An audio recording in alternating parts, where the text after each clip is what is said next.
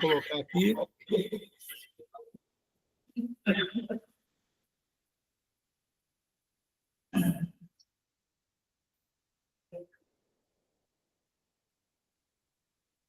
Não.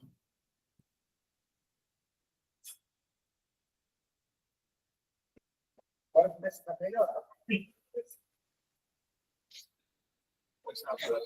Deixa eu ver como é que está aqui.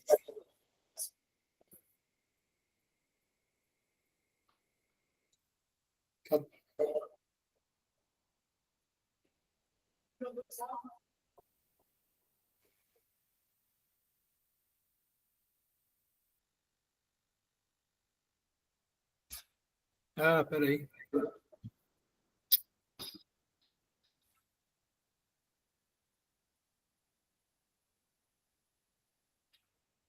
Desculpa aí. Estava errado.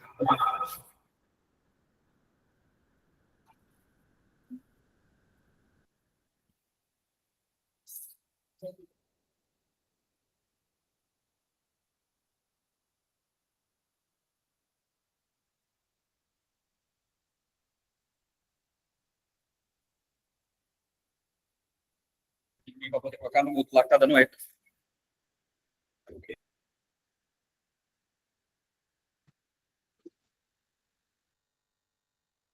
Bom, vamos lá. Está tudo bem agora. Estão me ouvindo bem aí, né? Estão me ouvindo bem aí? Nós vamos colocar no mudo novamente, porque os que estão assistindo aí tá dando microfonia para eles aí. Aí ele pediu para mim colocar o nosso no mudo aqui. Tá ok. Beleza.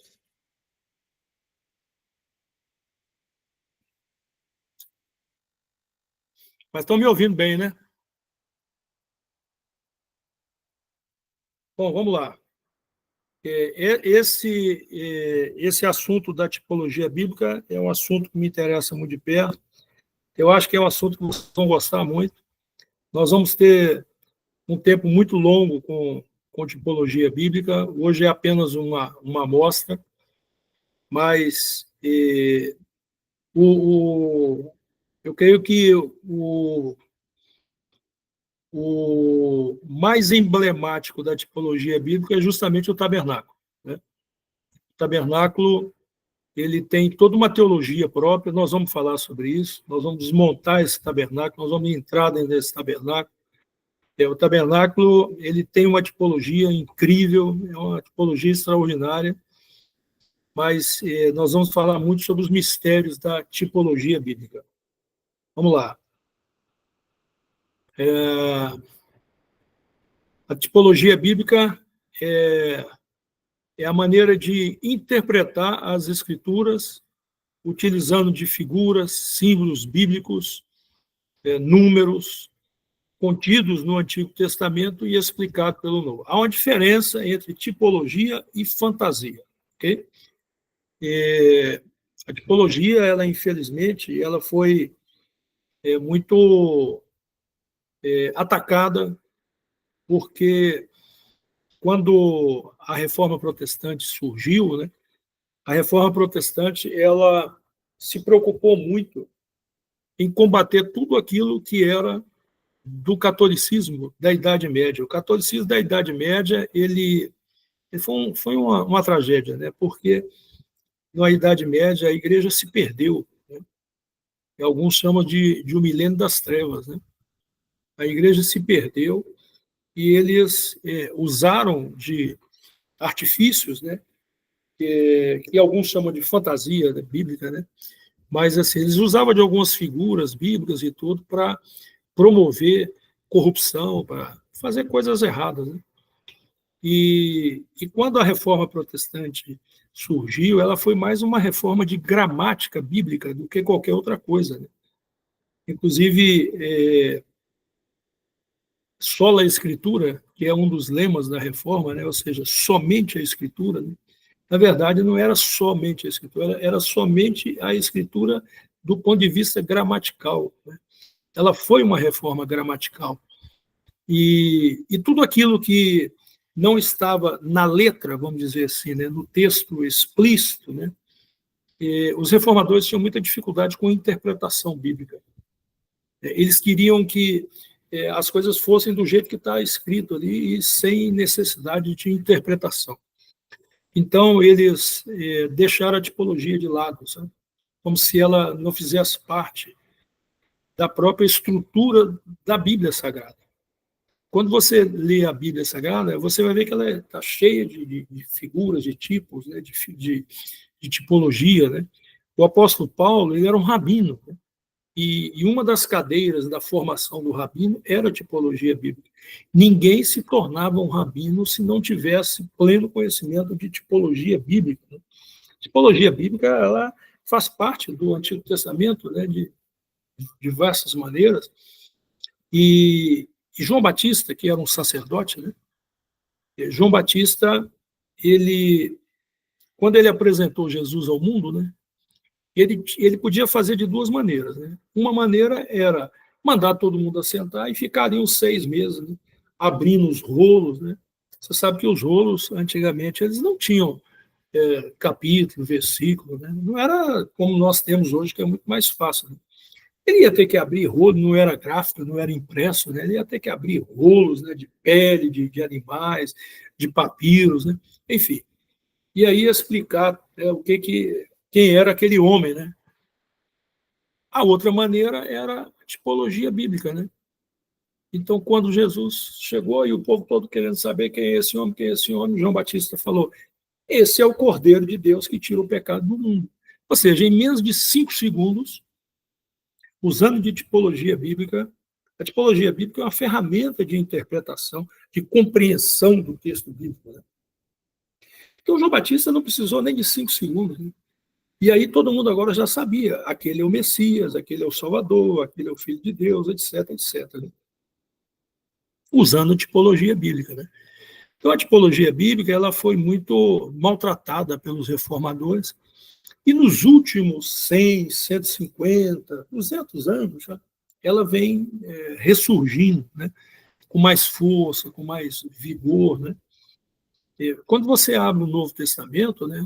Por exemplo, o apóstolo Paulo fala assim, a igreja é a noiva de Cristo. Isso é uma figura, isso é um tipo. Né? E quando fala Jesus é a cabeça, né, do corpo, a igreja é o corpo de Cristo. Isso é tipologia bíblica. Né? Quando Jesus fala assim, eu sou a videira, é lógico que ele não é uma videira, né? Ele é Deus, né? E ele estava atribuindo a si um tipo, uma figura, né? Eu sou a videira, né? Os ramos enxertados em mim frutificarão, né? Isso tudo é tipologia, né? Mas a tipologia tem muito mais profundidade, né? Então, tipologia é isso, é interpretar as escrituras utilizando das figuras, dos símbolos, né, contidos no Antigo Testamento. A tipologia bíblica ela tem o tipo e o antítipo. Então, o tipo é uma semelhança divinamente ordenada com pessoas, animais, objetos, ou até mesmo fatos históricos que estejam determinados biblicamente para acontecer. O antítipo é a realidade daquilo que aconteceu. Então, Adão era um tipo, Jesus é o antítipo. É como se fosse o cumprimento.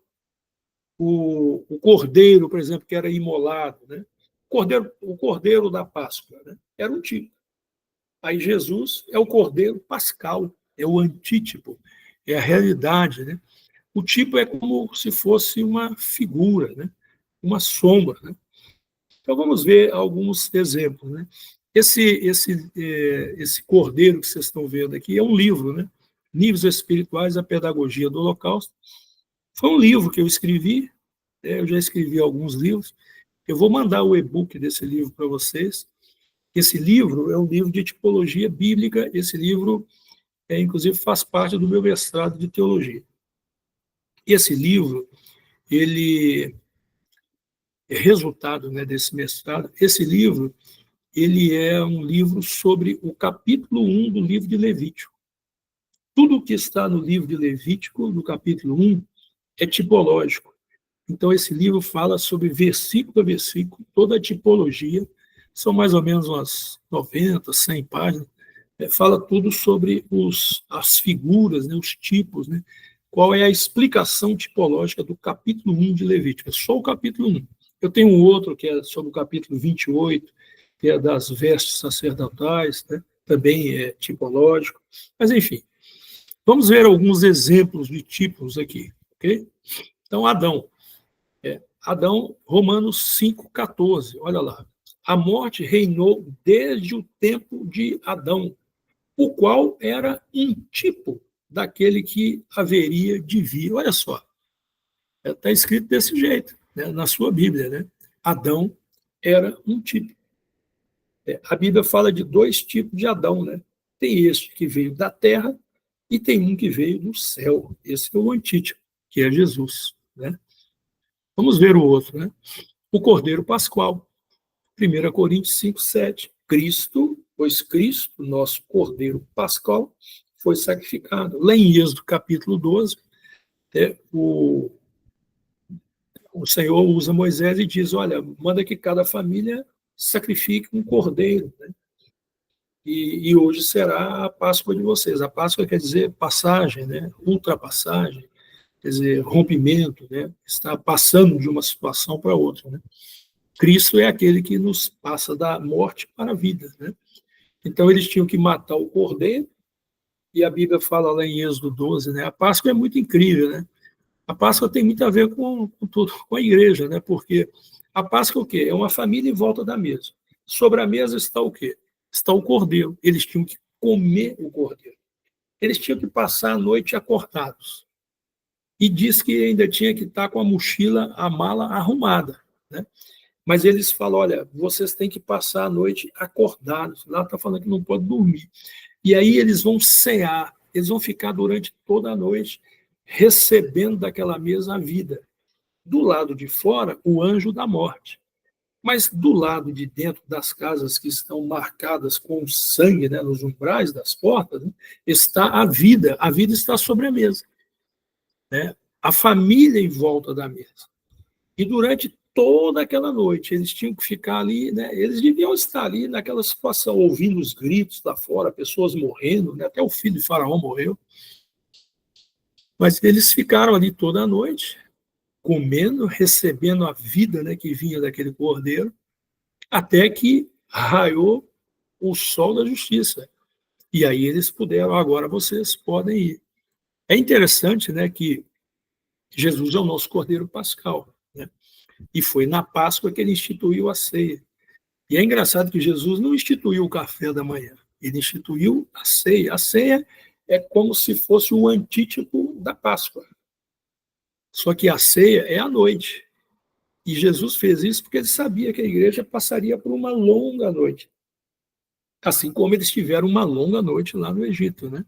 Você imagina a situação, você está dentro de casa, você sabe que o anjo da morte está imperando lá fora, os egípcios estão perdendo os seus primogênitos, e eles sabiam que aquilo era obra do Deus daqueles israelitas, né?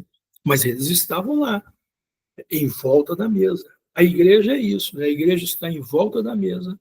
Aquilo que a igreja extrai dessa mesa é vital, porque é o próprio Cristo, nós temos que comer da sua carne e beber do seu sangue, né? Mas estamos guardados, né? Porque no mundo impera a morte, mas na igreja impera a vida, né? Depois nós temos aqui também, só como exemplo, né, a saída do Egito. Em Oséias 11:1, né?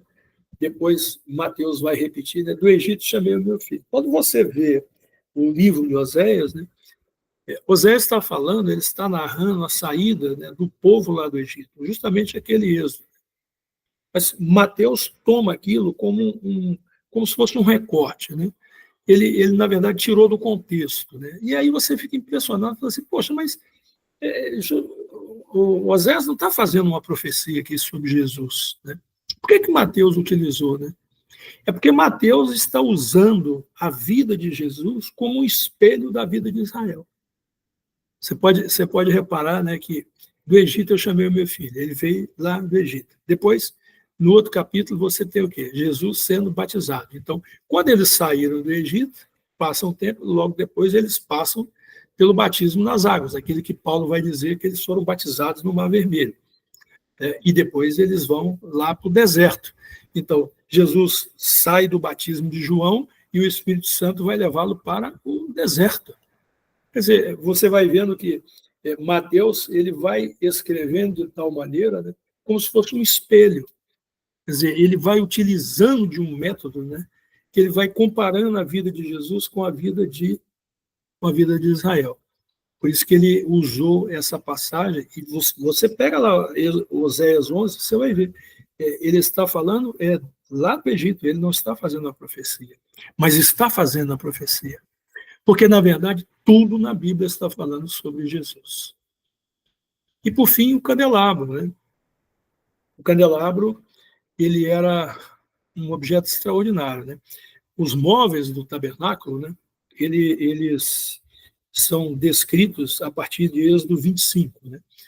É ali que começa a descrever, né, quais são esses móveis. Né? Um deles é o candelabro. O candelabro ele tinha três velas, 3 castiçais de cada lado e um no meio. Né? É a chamada cana central. Ela era um pouquinho mais alta do que as outras. Né? Esse candelabro que eu estou te mostrando aí, esse candelabro está em Jerusalém. Essa foto eu tirei lá em Jerusalém. Ele está em uma redoma de vidro à prova de bala. Esse é um dos 10 candelabros de ouro maciço que já estão prontos para quando o novo templo for erguido. Já está tudo pronto, tudo pronto.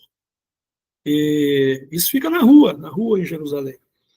Mas o candelabro ele tinha 3 hastes de cada lado, e uma no meio, que era a cana central, 7 hastes, 7 é o número da perfeição para os judeus. É muito interessante porque esse candelabro ele reflete a igreja. É a igreja que ilumina. Jesus é a luz do mundo, nós também, como igreja, somos a luz do mundo, nós somos o seu corpo. Aquilo que Jesus é, nós somos. Né? E o apóstolo João está explicando lá em Apocalipse, olha, o candelabro é a igreja. Então, os candelabros, né, são as 7 igrejas. Né? É muito interessante isso. E Jesus, ele passeia no meio dessas igrejas. Ou seja, Jesus é aquele que anda no meio das igrejas, no meio do candelabro. O candelabro, um dia nós vamos falar sobre o candelabro. O candelabro é uma coisa extraordinária, né? Extraordinária, cheio de figuras, de tipos, é muito emblemático. A Bíblia fala em Colossenses 2, 16, 18, né? Paulo fala que aquilo tudo lá do Antigo Testamento eram sombras das coisas futuras, mas o corpo é de Cristo. Paulo, quando está falando sobre sombras, né, ele usa a palavra sombra, no grego é a palavra esquia, que significa a palavra rascunho, um esboço a ser preenchido. O que é um rascunho? Né?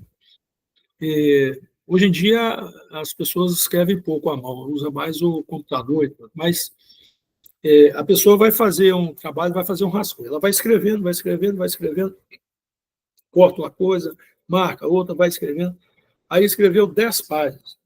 Aí ela, isso aqui eu não posso, isso aqui eu vou tirar e tal. Aí ela vai passar a limpo. Aquelas 10 páginas vão virar 3, 4. Por que o que é passado a limpo é menor? Né? Porque muitas coisas já não precisam mais, né? Você já retirou. Na verdade, você pega o supra-sumo, você pega o melhor, né? E coloca quando passa limpo. Né? O Antigo Testamento é maior do que o Novo, porque o Antigo Testamento é apenas uma sombra, mas a realidade é o Novo Testamento. O Novo Testamento é o antigo passado a limpo. É o antigo passado a limpo. É por isso que ele é menor. Então, tudo aquilo, né? Paulo fala que tudo que foi escrito para nós. Então, muitas coisas que aconteceram a eles e que eles escreveram, porque Deus mandou que eles escrevessem, eles nem sabiam por quê. Mas agora nós sabemos, né, através da palavra. Muitas coisas que eles fizeram, eles não entendiam, né? Mas nós vamos entender, porque o Novo Testamento vai nos revelar. Mateus 5,17, né? Jesus ele veio dar sentido à lei. Mateus 5,17 diz assim, na maioria das traduções, né, diz assim, eu não vim destruir a lei, mas eu vim para cumprir a lei. Muito bem. A palavra cumprir ali é a palavra plero, de preenchimento, de cumprimento, de encher, de completar. Né? Nós temos alguns versos aí que eu elenquei, tem muitos outros, principalmente transbordar, Atos 13:52, quando fala transbordavam, né? Está falando a mesma palavra que em Mateus 5,17, Jesus fala assim, eu vim cumprir a lei. Muita gente não entende isso, né? É porque a palavra, infelizmente, ela perde um pouco na tradução. Dar cumprimento é dar sentido, é dar sentido. A lei não tinha sentido, não tinha sentido. Por exemplo, a guarda do sábado. Por que eu tenho que guardar o sábado? Por que não pode ser domingo, não pode ser segunda, não pode ser terça? Eles não sabiam, mas eles tinham que guardar o sábado. E eles faziam isso porque a lei mandava, porque tinha uma lei, né? A lei obrigava, você tem que guardar o sábado. A palavra sábado em hebraico, Shabá, quer dizer descanso, descanso. Tá? Então, eles tinham que, o Shabá, né? O sétimo dia da semana era o Shabá, né? Era o descanso. Então, eles tinham obrigação, eles tinham o sábado das festas, das luas, eles tinham os sábados do jubileu, eles tinham o sábado da terra, e eles foram punidos, inclusive, por causa disso, né? Porque não deram descanso do sábado. Então, quando você vê assim, essa coisa com o sábado no Antigo Testamento, no Novo, você já vê, parece que está atacando. Jesus fala assim, não, o sábado é que foi criado para o homem, não o homem para o sábado. Então, fica assim uma coisa, fica parecendo que houve uma mudança. Não, é a mesma coisa, sabe? A diferença é que o sábado agora é para o crente, é para o cristão. Mas são todos os dias da semana. E eu vou te explicar por quê. Jesus falou assim, vinde a mim, todos vós que estáis cansados, e encontrareis descanso. Sábado. O nosso sábado é Jesus. É nesse sentido, né, que ele veio cumprir a lei. Ele veio fazer transbordamento, ele veio completar. A lei não fazia sentido, tinha matar um cordeiro, matar cordeiro, isso não fazia sentido. Mesmo porque tem hora que Deus fala assim, já estou cansado do sangue de bode e tudo. Né? Mas agora nós entendemos, né? É porque o cordeiro apontava para o verdadeiro cordeiro. Né? Em Mateus 5, 27 e 28, né? Quando o Senhor fala sobre a intencionalidade do coração. Quando Jesus fala assim, olha, aquele que deseja uma mulher no seu coração já adulterou, né? E aí é um sentido genérico, né? Mas se alguém deseja, né, alguém fora do relacionamento marital, né, do casamento, né, o seu coração já adulterou. Então, Cristo, ele muda, né, o eixo da religião. Ele pega tudo aquilo que era cerimonial, que era exterior, que era palpável, que as pessoas podiam medir, né, e coloca dentro do homem. Tudo agora faz sentido, o sacrifício, os símbolos, o cordeiro, o sábado, o tabernáculo, tudo. Por quê? Porque tudo aquilo apontava, né, para a intencionalidade do coração. Então, hoje, quando um homem ou uma mulher, né, se deita com alguém fora do casamento, né, aquilo não é adultério. Aquilo não é adultério. Aquilo é a consequência do adultério. O adultério já aconteceu no coração. Porque mesmo que você não tenha oportunidade, mesmo que você não tenha coragem, porque às vezes o sujeito não adultera, porque ele fica pensando nas consequências, ele fica pensando no problema social, e se alguém descobrir, ele não tá deixando de adulterar porque ele acha que aquilo é pecado, que aquilo vai ofender a Deus. Ele está pensando em outro tipo de consequência. Né? Mas ele desejou. Então a Bíblia diz, ele já adulterou. Ele já adulterou. Se ele tem a conjunção carnal, já é a consequência do adultério, o que era diferente do Antigo Testamento. Por exemplo, No Antigo Testamento, o sujeito ia lá, dava a sua oferta, o seu dízimo, pronto. Esse era um homem santo, né? Já santificou toda a sua riqueza, independente da origem da sua riqueza, etc. Né? Aí o que acontece no Novo Testamento? Ananias e Safira. Né? Eles deram mais do que 10%, mas eles mentiram. Porque a intenção do coração deles não era glorificar o Senhor, não era adorar o Senhor com as suas posses, né, com as suas rendas, não. Eles queriam fazer uma aparência, uma religião de nós vamos dar uma oferta, aí nós vamos ficar bem na fita, todo mundo vai nos admirar porque nós somos assim. Vamos falar que demos tudo, e aí a admiração vai lá em cima, né? Vai lá na prateleira de cima. Só que nós vamos deixar alguma coisa reservada, vai que esse negócio aí não dá certo, a gente tem aqui, né, o nosso. Né? Então, aí Pedro falou assim, vocês mentiram ao Espírito Santo. Então, agora, o que vale não é o que eu dou, não é o dízimo que eu entrego, não é a oferta que eu entrego, é por que eu faço isso. É qual a motivação do meu coração quando eu entrego meu dízimo, minha oferta, qual a intenção. Agora, na verdade, tudo passa pela motivação do coração.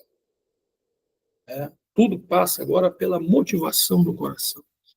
Não é porque eu fiz isso ou fiz aquilo outro. Não é aquilo que eu fiz que é importante, é porque eu fiz isso ou aquilo outro. Está compreendendo?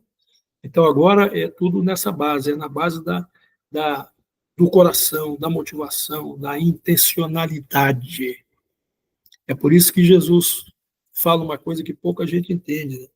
Jesus fala assim, olha, naquele dia muitos me dirão, fizemos isso, fizemos aquilo outro, fizemos grandes coisas, fizemos milagres, e pregamos para multidões. E Jesus vai dizer para eles assim, eu nunca vos conheci. E a palavra ali é uma palavra grega chamada snok, que significa intimidade, relacionamento. Quando a Bíblia fala que Maria estava grávida, mas José ainda não a conhecia, é a mesma palavra quando Jesus falou assim, eu nunca vos conheci. Ou seja, o que importa não é o que eu faço, mas o que importa é, primeiro, se eu tenho intimidade com o Senhor e se eu faço isso de coração. Devemos fazer, devemos ofertar, devemos dizimar, devemos pregar, tudo bem. Devemos fazer tudo aquilo que o Senhor ordenou, mas tem que ser de coração. A motivação tem que ser essa.